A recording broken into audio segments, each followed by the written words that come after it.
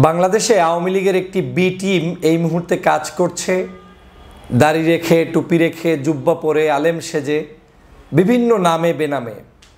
তাদের বক্তব্যটা হবে বাংলাদেশকে সুন্দরভাবে এগিয়ে নেওয়া যায় কিভাবে, আমরা এই দেশটাকে কিভাবে গঠন করতে পারি, ৩০০ আসনে আমরা কিভাবে এমপি মন্ত্রী বানাতে পারি, নিরপেক্ষ যারা বিভিন্ন সময়ে জুলুমের শিকার হয়েছে তাদেরকে আনতে পারি।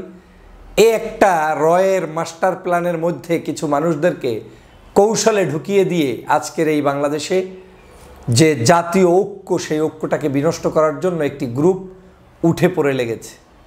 তাদের হাতে কেউ নেই, কিন্তু তারা বাহিরে ভিতরে বিভিন্ন জায়গায় বিভিন্ন ধরনের গসিপ ছড়াচ্ছে।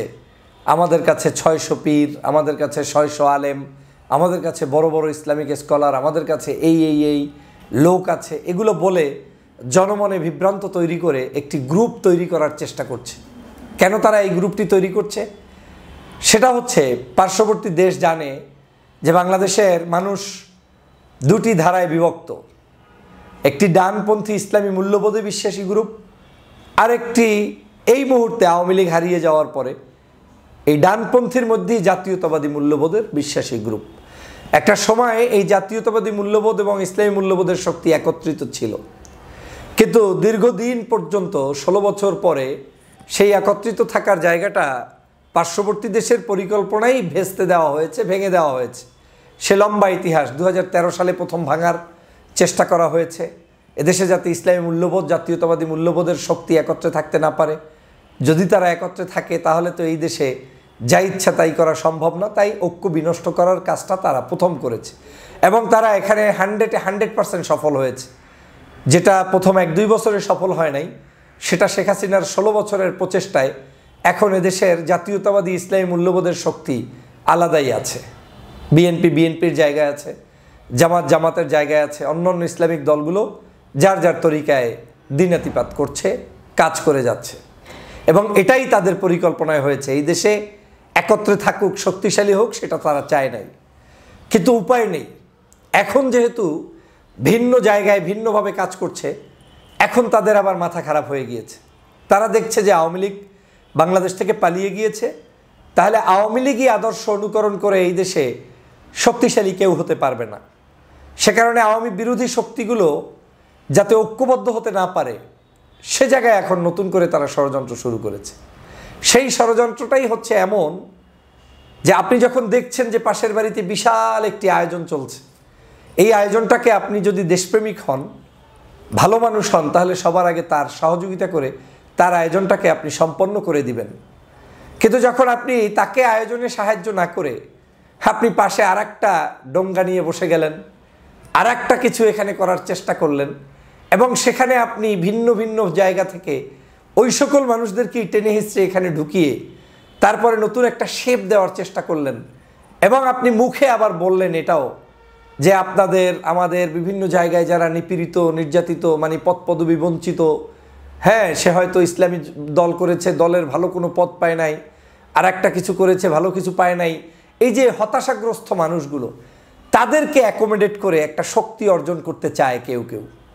তাদের মূল উদ্দেশ্যটা হচ্ছে ওই যে টের পেয়েছে ডানপন্থী ইসলামপন্থীরা এক জায়গায় এক হচ্ছে, এই এক যাতে হতে না পারে। প্রথম কাজ হচ্ছে জাতীয়তাবাদ থেকে তো ভেঙে দিল, দ্বিতীয় কাজটি এখন সফল করার জন্য তারা যে যাতে আবার ভেঙে দেওয়ার পরে ইসলামপন্থীরা আবার এক না হতে পারে, ডানপন্থীরা এক না হতে পারে, এক জায়গায় বসতে না পারে, না খেতে পারে, সেখানে একটা নতুন ষড়যন্ত্র শুরু করে দেয়া। এবং এই ষড়যন্ত্রের মূল নাটের গুরুগুলো হচ্ছে মূলত আওয়ামী লীগের সদস্যরা, যারা গত ১৬ বছর পর্যন্ত ফ্যাসিবাদের কাজ করেছে। কিন্তু আপনারা নিশ্চয়ই জানেন আওয়ামী লীগের লক্ষ লক্ষ লোকের মধ্যে সব লোক তো আর বাংলাদেশ থেকে পালিয়ে যায়নি। আমরা খুঁজছি এমপি মন্ত্রী, দাগি কিছু মালদেরকে হয়তো আপনি দেখলে খুঁজছেন কিংবা পুলিশকে ইনফর্ম করছেন, কিন্তু আপনার পাশেই ইমাম সেজে বসে আছে, কারি সেজে বসে আছে, আলেম সেজে বসে আছে। তার মাথায় এইটু নাই যে বাংলাদেশে মূলত আমাকে ব্যবহার করা হচ্ছে একটি বৃহত্তর জনগোষ্ঠীর ঐক্য বিনষ্ট করার জন্য। আমাকে মূলত ব্যবহার করা হচ্ছে যাতে করে এই জাতীয়তাবাদ ইসলামী মূল্যবোধ একত্রে কিছু করতে না পারে সেজন্য, অথবা আমাকে ব্যবহার করা হচ্ছে এই বাংলাদেশে এই দুইটি গোষ্ঠী যাতে আরও দুর্বল হয়ে আওয়ামী লীগ প্রতিষ্ঠিত হয় সেজন্য। এই জিনিসটা তাদের মাথায় কাজ করছে না। তারা বড় বড় স্বপ্ন দেখে, হঠাৎ করে স্বপ্ন দেখে যে কালকেই কিছু একটা সূর্য উদিত হবে আর বাংলাদেশের সমস্ত জায়গায় তাদের জয় জয়কার হবে। সাবধান হয়ে যান। বাংলাদেশের সাধারণ নাগরিকদেরকে আহ্বান করছি, আপনাদেরকে চক্ষু খুলে চলতে হবে, অনেক বিচক্ষণ হতে হবে, সাবধান হতে হবে। বাংলাদেশে আপনি যদি পছন্দ নাই করেন, ফর এক্সাম্পল আপনাকে ধানের শীষ পছন্দ হয় না, ভোট দিয়েন না ধানের শীষ। জামাতকে পছন্দ হয় না, দিয়েন না জামাতকে। পছন্দ হয় না চরমোনাই, দিয়েন না তাকে। পছন্দ হয় ছাত্রদের, দেন তাকে। আবার আপনার পছন্দ হয় না ছাত্রকে, পছন্দ হয় দাঁড়িপাল্লা, তাকে দেন। দাঁড়িপাল্লাকে হয় না ধানের শীষকে, তাকে দেন। অন্তত পক্ষে আপনি পরীক্ষিত মানুষগুলোর সাথে থাকুন। কিন্তু পরীক্ষিত মানুষ ছাড়া যারা হঠাৎ করে গজিয়ে উঠে নতুন নতুন ষড়যন্ত্রের বীজ বুনছে বিভিন্ন কর্নার থেকে এসে, এবং সহজেই আপনার সব কিছু গুণে ক্যালকুলেট করে বলে দিচ্ছে, বুঝতে হবে এই জায়গায় ভিন্ন কোনো উদ্দেশ্য আছে, এবং এদের উদ্দেশ্য হচ্ছে আপনাকে এই বাংলাদেশের বৃহত্তর জাতীয় ঐক্য বিনষ্ট করা।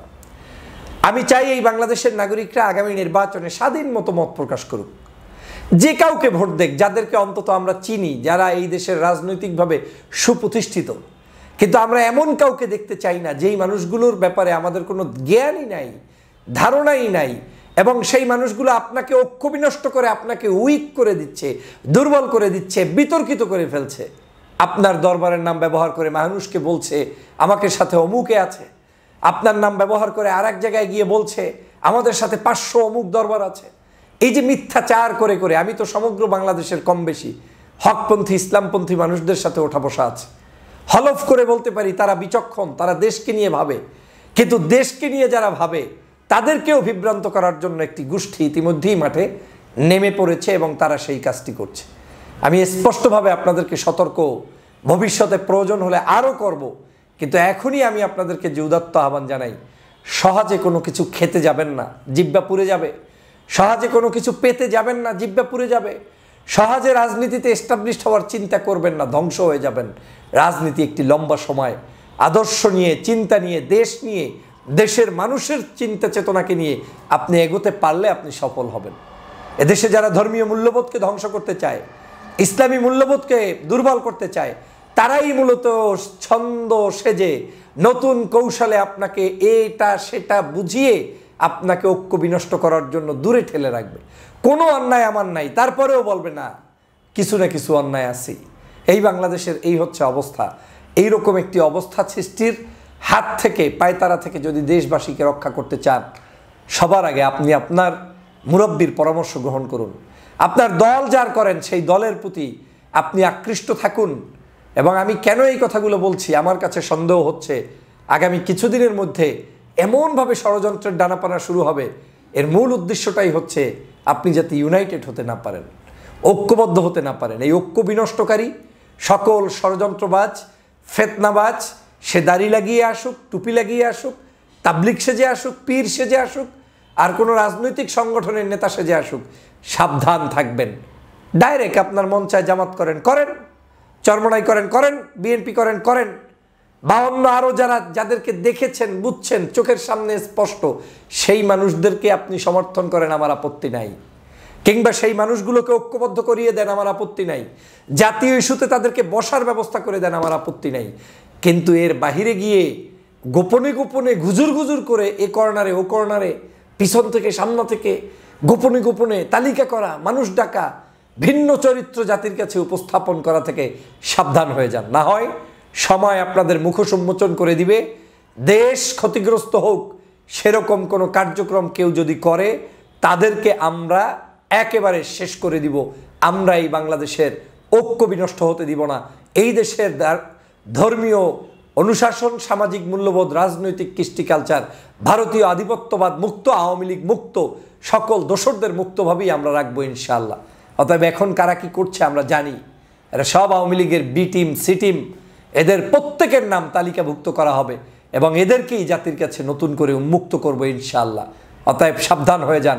বাংলাদেশে গোপনে কোনো ডান বান কর্নার থেকে কোনো তৃতীয় কোনো গোপন ষড়যন্ত্র করবেন না। যদি কেউ করেন তারা ধ্বংস হয়ে যাবেন এবং বাংলাদেশের জনগণ আপনাদের মুখোশ উন্মোচন করে দিবে। সবাই ভালো থাকবেন। আল্লাহ হাফেজ।